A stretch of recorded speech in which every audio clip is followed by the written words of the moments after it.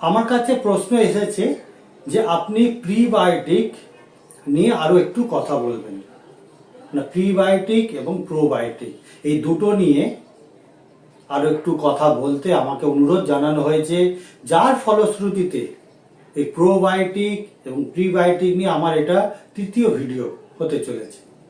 তো ভিডিওটা শুরু করার আগে আমি সকলকে অনুরোধ করব, আপনারা যারা ভিডিওটা দেখছেন এবং যারা নিয়মিত আমার এই ভিডিওটা দেখেন তাদেরকে বলবো যে আপনারা একটা লাইক করে দেবেন এবং এই ভিডিওর লিঙ্কটা শেয়ার করে দেবেন, যাতে আরো অনেক লোক সুস্বাস্থ্যের অধিকারী হতে পারে। তারা যারা এতদিন ধরে স্বাস্থ্যের ব্যাপার স্যাপার সত্যিকারে তারা জানতেন না, তারা ভুলভাল জীবন যাপনের ফলে নিজের জীবনকে তারা অজ্ঞতাবশত নষ্ট করে দিচ্ছিলেন, তারা যাতে এই ভিডিওটা শুনে তারা সুস্থ জীবন যাপনের দিকে অগ্রসর হতে পারে, সেই অনুরোধ নিয়ে আপনাদের কাছে আমি এই নিবেদন জানালাম যে আপনারা ভিডিওটা লাইক করলে কি হয়, বেশ কিছু লোকের কাছে পৌঁছে যায় এবং কমেন্ট করলে আমি আপনাদের মতামতগুলোকে জানতে পারি, সেই মতো আমি পরবর্তী ভিডিওগুলো আমরা তৈরি করতে পারি।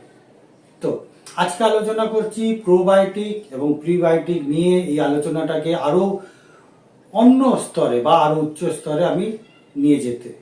তো গত দুটো ভিডিওতে আমি বিশদে আলোচনা করেছিলাম প্রোবায়োটিক খাবারগুলো কোনটা, কোন খাবারগুলো পেটের স্বাস্থ্যের হানিকারক হয়, সেই খাবারগুলো যাতে বাদ দিয়ে আপনারা একটা সুন্দর সুস্থ জীবনযাপনের দিকে এগিয়ে যান, তার একটা আমি বিশদে আলোচনা করার চেষ্টা করেছি এবং এর ফলশ্রুতিতে কিন্তু আমি আপনাদের কাছ থেকে ভালোবাসা, সম্মান এবং শ্রদ্ধা পেয়েছি, যার ফলশ্রুতিতে আমি এই তৃতীয় ভিডিওটা করেছি আপনাদেরই একজনের অনুরোধে।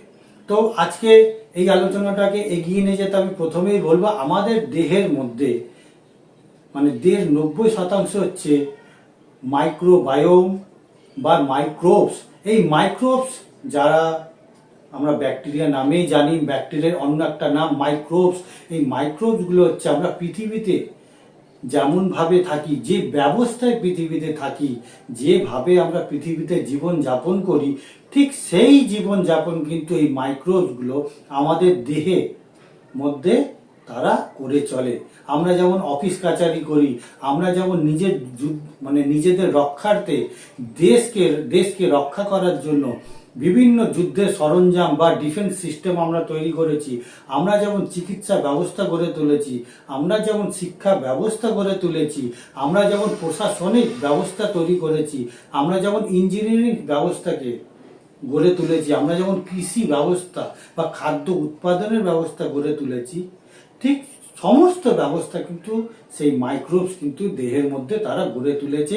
যেভাবে যেমনটা আমরা পৃথিবীতে বাস করি, ঠিক সেভাবেই তারা কিন্তু আমাদের দেহে বাস করে এবং তারা वीडियो में क्या करते हैं उसे सब्सक्राइब करना ना भूले। তারা আমাদের মনে করে যে আমরাই ব্রহ্মা বিষ্ণু মহেশ। আমরা যেমন পৃথিবীর গর্ভে বাস করে আমরা মনে করি যে পৃথিবীকে যিনি নির্মাণ করেছেন তারা হচ্ছেন ব্রহ্মা বিষ্ণু মহেশ এবং অগুন্তি দেবতা রয়েছে, যারা আমাদের এই পৃথিবীতে সৃষ্টিটাকে তারা রক্ষা করছে। ঠিক মাইক্রোবস তারা এই ধরনের চিন্তা ভাবনা, চিন্তামত পোষণ করে বলে আমি মনে করি।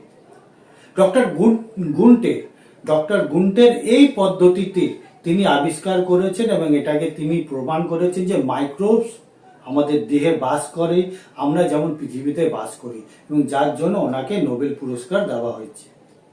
তো এই যে পেটের স্বাস্থ্য, মাইক্রোবায়োম বা মাইক্রোবস বা প্রোবায়োটিক, এরা আমাদের দেহের পাচন ক্ষমতাকে বাড়িয়ে তোলে, আমাদের দেহের অবশিষ্ট খাবারকে তারা খেয়ে ফেলে, দেহের হরমোনগুলো যাতে ঠিকভাবে কাজ করে, দেহের স্নায়ুতন্ত্রগুলো ঠিকভাবে কাজ করে, সেই সমস্তগুলো কিন্তু তারা দেখে। বিনিময়ে তারা কি পায়? বিনিময়ে তারা আমাদের দেহের থেকে খাদ্য, পুষ্টি ইত্যাদি উপাদান পায়, ঠিক যেমনটা আমরা পৃথিবীর থেকে আমরা পাই। বিনিময়ে আমরা পৃথিবীকে সুন্দর সুস্থ তাকে রক্ষা করে থাকি, ঠিক সেভাবেই তারা কিন্তু আমাদের দেহের মধ্যে থাকে। তাহলে এই মাইক্রোবসগুলো যদি দেহের মধ্যে কমে যায় তাহলে কি হবে? আমাদের দেহের স্বাস্থ্যের হানি হবে। মানে এই মাইক্রোবসে 90% কিন্তু বলা হয় যে মানে পেটের মধ্যেই কিন্তু থাকে। এই পেটের মধ্যে থেকে কিন্তু কোন খাবার কোথায় যাবে সে সমস্ত কিছু তারা নির্ধারণ করে দেয়। অতএব আমার দেহের কোষের মাত্র 90% দখল করে রেখেছে মাইক্রোবস, এবং 10% কোষ দখল করেছি যে আমরা নিজেরা। তাহলে এই মাইক্রোবস যদি বেঁচে থাকে তাহলে তারাই কিন্তু নিজেদের স্বার্থে আমাদের দেহকে রক্ষা করবে। মাইক্রোবস যদি সঠিক সংখ্যায় না থাকে তাহলে আমাদেরও কিন্তু স্বাস্থ্যের হানি হবে। এই যে পৃথিবীতে আমরা জঙ্গল কেটে ফেলছি, আমরা ত্রাহি ত্রাহি রব করছি, আমরা যে জল দূষণ করছি, বায়ু দূষণ করছি, ত্রাহি ত্রাহি রব করছি, বরফ গলে যাচ্ছে, গঙ্গা দূষণ হচ্ছে, নদী শুকিয়ে যাচ্ছে, ডোবা বুঝে যাচ্ছে, যে আমরা প্রতিরোধ করছি, প্রতিকার করছি যাতে ডোবাগুলো বোঝানো না হয়, যাতে প্রকৃতির স্বাস্থ্য বজায় রাখে, তার জন্য আমরা দিন রাত কাজ করছি। ঠিক সেরকমও তারা কিন্তু দেহের স্বাস্থ্যের হানি হলে তারাও কিন্তু ভীষণভাবে সচেষ্ট হয়ে তারা কিন্তু কাজগুলো করবে। অতএব আমাদের নিজেদের স্বার্থে নিজেদের দেহকে সুস্থ রাখার জন্য আমাদেরও মাইক্রোবসের স্বাস্থ্যকে কিন্তু বজায় রাখা অত্যন্ত জরুরি। সে কারণে এখন যখন রোগ হচ্ছে, বিভিন্ন অ্যান্টিবায়োটিক এবং অন্যান্য ওষুধ দ্বারা রোগকে আমরা কোনোভাবেই কাবু করতে পারছি না, বরং দিন দিন রোগের মাত্রা এবং পরিমাণ, সংখ্যা সবকিছুই বেড়ে চলেছে। তারা এখন বিজ্ঞানীরা দেখেছেন যে দেহের মধ্যে প্রোবায়োটিক যদি সঠিক সংখ্যায় যদি আবার দেহের মধ্যে যদি ট্রান্সপ্লান্ট করে দেওয়া হয় তাহলে কিন্তু দেহের স্বাস্থ্যের উন্নতি ঘটছে। যে কারণে এখন বর্তমানে যে থেরাপিগুলো বেরিয়েছে সেটা হচ্ছে মাইক্রোবায়োম থেরাপি এবং ফিকাল থেরাপি। তো মাইক্রোবায়োম থেরাপি এবং ফিকাল থেরাপি যেটা হচ্ছে, এই দুটো থেরাপি যেটা হচ্ছে যে আমাদের মধ্যে যে দেহের মধ্যে যে মল আমরা ত্যাগ করি, সেই মলের মধ্যে থাকা ভালো ব্যাকটেরিয়াকে নিয়ে তারা পাউডার অথবা ক্যাপসুল হিসাবে আমাদেরই দিচ্ছে খেতে, যাতে আমাদের দেহে বায়োটিক বা আমাদের দেহে মাইক্রোবস বা মাইক্রোবায়োম এগুলো যাতে সঠিক সংখ্যায় থাকে এবং এই মাইক্রোবায়োমের সঠিক সংখ্যার উপস্থিতিতে কিন্তু আমরা বিভিন্ন রোগ থেকে মুক্ত হতে পারি। এগুলো যদিও এখন সার্বিক মাত্রায় মানে সমস্ত রোগে কিন্তু এখনো এগুলোকে চালু করা হয়নি, কিন্তু ভবিষ্যতে যে কোনো রোগে কিন্তু এই প্রোবায়োটিক থেরাপি বা ফিকাল মাইন্ড থেরাপি বা মাইক্রোবায়োম থেরাপিকে সার্বিকভাবে চালু করার পরিকল্পনা করা হয়েছে। অতএব আমরা যদি নিজের পেটের স্বাস্থ্য যত্ন না নিই তাহলে কিন্তু আমাদের অন্যের মলকে আমাদের কিন্তু ক্যাপসুল বা পাউডার হিসাবে খেতে হবে। এটা কিন্তু সাধারণভাবে দেখলে, সচেতনভাবে দেখলে খুব একটা বুদ্ধির পরিচয় না। অতএব আমি সকলকে অনুরোধ করব, আমি এই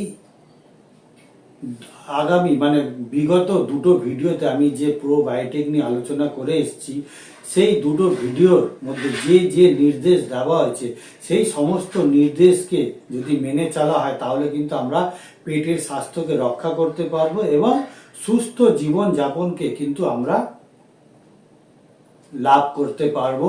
যার পরবর্তীতে কি হবে, সুস্থ যদি জীবন যাপনকে আমরা মানে পেটের স্বাস্থ্যের সুস্থতা যদি বজায় থাকে তাহলে কি হবে, তাহলে আমাদের দেহের যে মেটাবলিক সিস্টেম রয়েছে সেই মেটাবলিক সিস্টেম কিন্তু খুব ভালোভাবে কাজ করবে।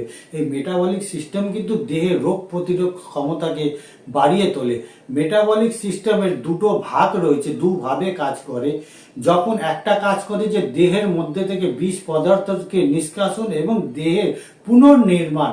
আমি একটা ছোট্ট উদাহরণ দেব, সেই উদাহরণ দিলে আপনারা খুব ভালো করে বুঝতে পারবেন। ধরুন দেহের মধ্যে কোথায় কেটে গেছে বা কোনো একটা জায়গায় ক্ষত হয়েছে, এবং ক্ষত হলে আমরা দেখি কিছুদিন পর সেই জায়গাটা শুকাবার একটা জোরবার একটা প্রসেস চলে, তার উপরে একটা কালো বা বাদামি রঙের একটা আস্তরণ জমে যায় এবং সেই আস্তরণ কিন্তু আস্তে আস্তে খসে যায়। এই যে নতুন করে নির্মাণ করা, সেটা কাজ করছে অ্যানাবলিক সিস্টেম।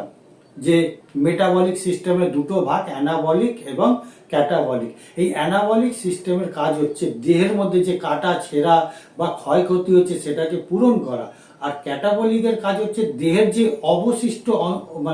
অবশিষ্ট অংশ বা দেহের অপ্রয়োজনীয় অংশ সেটাকে সরিয়ে দেওয়া। অর্থাৎ যখন আমাদের দেহের মধ্যে কোনো কাটা হলো, সেই যে বাদামি রঙের বা কালো রঙের একটা আস্তরণ হলো, যেটা একটা ব্যান্ডেজের মতো বা আস্তরণ মতো, যেটাকে দেহের পুনর্নির্মাণ করার একটা সাহায্য করছে। মানে যখন সেটা কাজ হয়ে গেল, পুনর্নির্মাণ হয়ে গেল, প্লাস্টারের নিচে যে ক্ষতটা শুকিয়ে গেল, তখন উপরের প্লাস্টারটাকে সে ক্যাটাবলিক সিস্টেম সে কিন্তু প্রকৃতির নিয়মে সেটাকে সরিয়ে দিচ্ছে। তাহলে আমরা জানলাম যখন আমাদের পেটের স্বাস্থ্যের সুস্থতা বজায় থাকবে, তখন মেটাবলিক সিস্টেম দারুণভাবে কাজ করবে, সুস্থ স্বাভাবিকভাবে কাজ করবে। তার পরবর্তীতে তার যে দুটো অস্ত্র রয়েছে, কাজ করার যে পদ্ধতি রয়েছে, অ্যানাবলিক এবং ক্যাটাবলিক, দেহের মধ্যে থেকে অপ্রয়োজনীয় জিনিসগুলোকে বের করে দেওয়া এবং পুনর্নির্মাণ বা পুনর্গঠন তৈরি করা, এই অ্যানাবলিক ক্যাটাবলিক এই কাজটা করে। আমরা যে কোনো রোগে যদি আমরা পড়ি না কেন, যখন আমাদের মেটাবলিক সিস্টেম ঠিক রয়েছে, তাহলে সেই রোগ থেকে দ্রুত আমরা আরোগ্য লাভ করব। অনেকেই রয়েছে, অনেকে রোগে পড়ে, তারা কিন্তু একটা সামান্য বিশ্রাম নিলেই, সাধারণ জীবনচর্চা করলে কিছুদিনের মধ্যে তারা আরোগ্য হয়ে যাচ্ছে, অথবা তারা ওষুধ খেলে খুব দ্রুত তাদের দেহের মধ্যে কাজ করছে, অর্থাৎ খুব তাড়াতাড়ি তারা সুস্থ হয়ে পড়ছে। তাহলে আমরা কি জানলাম?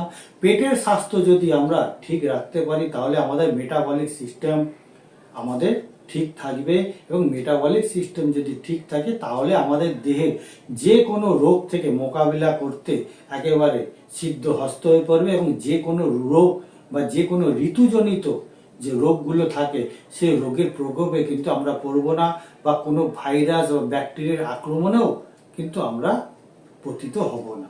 অতএব পেটের স্বাস্থ্যের জন্য সর্বাগ্যে যেটা দরকার, পেটের সুস্থতা বজায় রাখা।